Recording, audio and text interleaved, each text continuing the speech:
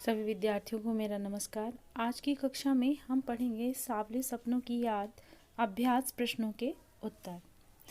पहला प्रश्न है, किस घटना ने सालिम अली के जीवन की दिशा को बदल दिया और उन्हें पक्षी प्रेमी बना दिया?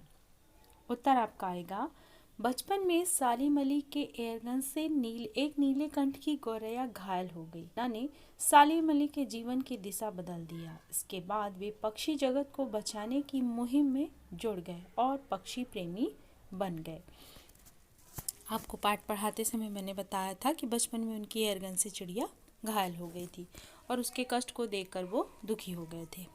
अगला प्रश्न है प्रश्न नंबर 2, सालिम अली ने पूर्व प्रधानमंत्री के सामने पर्यावरण से संबंधित जिन संभावित खतरों का चित्र खींचा होगा कि जिससे उनकी आंखें नम हो गई? किन संभावित खतरों का चित्र खींचा होगा जिससे उनकी आंखें नम हो गई? सालिम अली ने पूर्व प्रधानमंत्री चौधरी चरण सिंह के सामने की साइलेंट वैली से संबंधित खतरों की बात उठाई। उस समय साइलेंट वैली के अस्तित्व पर रेगिस्तानी हवाओं के कारण खतरा उत्पन्न हो गया था। सालिम अली द्वारा प्रधानमंत्री के सामने साइलेंट वैली की समस्या का मार्मिक वर्णन के कारण पूर्व प्रधानमंत्री की आंखें नम हो गई थी। अब चूंकि मैंने बताया था कि वो गांव की मिट्टी में पले बढ़े हैं, इसलिए यह बात सुनकर कि केरल की साइलेंट वैली को रेगिस्तानी हवाएं नुकसान पहुंचा रही हैं, जिससे हमारा पर्यावरण क्षतिग्रस्त हो रहा है, तो वो दुखी हो जाते हैं और उसे बचाने का प्रयास भी करते हैं।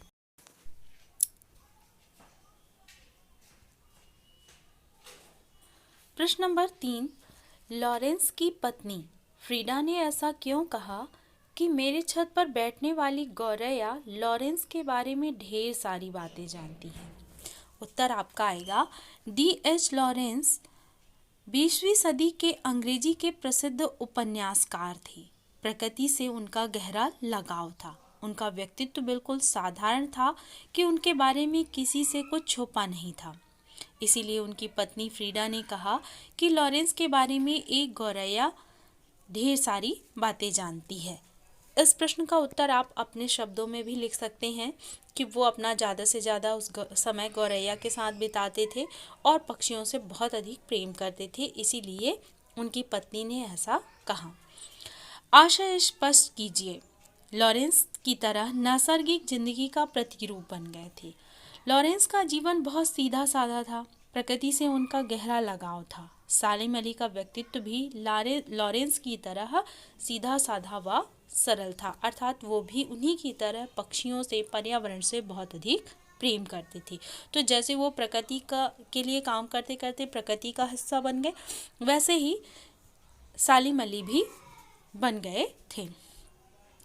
कोई अपने जिस्म की हरारत और दिल की धड़कन देकर भी उसे लौटाना चाहे तो वह पक्षी अपने सपनों के गीत दोबारा कैसे गा सकेगा? यहाँ लेखक का आशय है कि मृत व्यक्ति को कोई जीवित नहीं कर सकता। चाहे हम कुछ भी कर लें, हम उसे अपने हरकत में नहीं ला सकते। अब मैंने ये आपको पाठ पढ़ाते समय समझाया था कि कोई व्यक्ति जब मृत्यु को प्राप्त हो जाता है तो हम यदि चाहें भी कि अपने दिल की धड़कन, शरीर की गर्मी देकर उसे दोबारा प्राप्त कर लें, तो ऐसा संभव नहीं है। मृत्यु के पश्चात कोई भी व्यक्ति दोबारा लौटकर नहीं आ सकता। हाँ, उसके कार्यों को हम अपने माध्यम से अवश्य वापस ला सकते हैं। तो यहाँ आशय स्पष्ट करना भी आप अपने शब्दों में व्यक्त कर सकते हैं।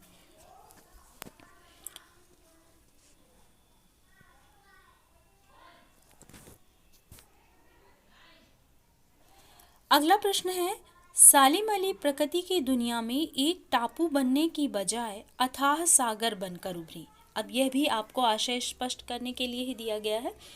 सालिम अली प्रकृति के खुले संसार में खोज करने के लिए निकले।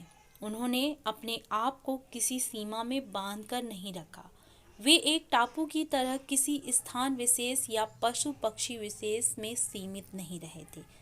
मतलब किसी सिर्फ एक पक्षी या एक प्रजाति के बारे में ही उन्होंने खोज नहीं की। उन्होंने अथाह सागर की तरह प्रकृति में जो जो अनुभव हुआ उन्हें संजोए रखा। अब मैंने आपको समझाया था कि वो एक स्थान पर रुककर कार्य नहीं किए, जगह जगह गए, तो निश्चित रूप से उनके पास ढेर सारे अनुभव एकत्रित हो गए थे। उन्हीं अनुभवों को सागर के समान कहा। जैसे सागर अपने अंदर बहुत सारी चीज़ें छुपाए रहता है, वैसे ही सालिम अली भी अपने अंदर बहुत सारी चीज़ें छुपाए हुए थे, सागर के समान हमारे समक्ष प्रस्तुत हुए थे। अगला प्रश्न है, इस पाठ के आधार पर लेखक की भाषा शैली की 4 विशेषताएं बताइए कि उन्होंने जो आपके सामने पाठ प्रस्तुत किया है उसकी क्या विशेषताएं थी। लेखक द्वारा अपने विचारों को व्यक्त करने के लिए अभिव्यक्ति शैली का प्रयोग किया गया है। भाषा सरल व सहज है।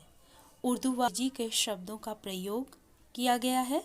चित्रात्मक शैली का प्रयोग है। चित्रात्मक अर्थात जो भी वर्णन किया गया है वह ऐसा लगता है मानो हमारे आंखों के समक्ष चल रहा है।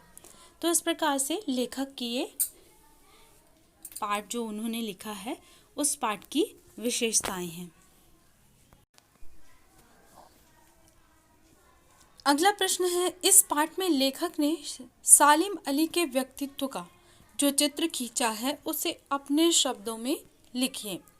सालिम अली प्रकृति प्रेमी थे। प्रकृति तथा पक्षियों के प्रति उनके मन में अथाह प्रेम था। लेखक के शब्दों में उन जैसा वर्णवाचक शायद ही कोई हुआ हो। वे स्वभाव से घुमक्कड़ और यायावार थे। लंबी यात्राओं ने उनके शरीर को कमजोर कर दिया था। व्यवहार में वे सरल, सीधे व भोले इंसान थे।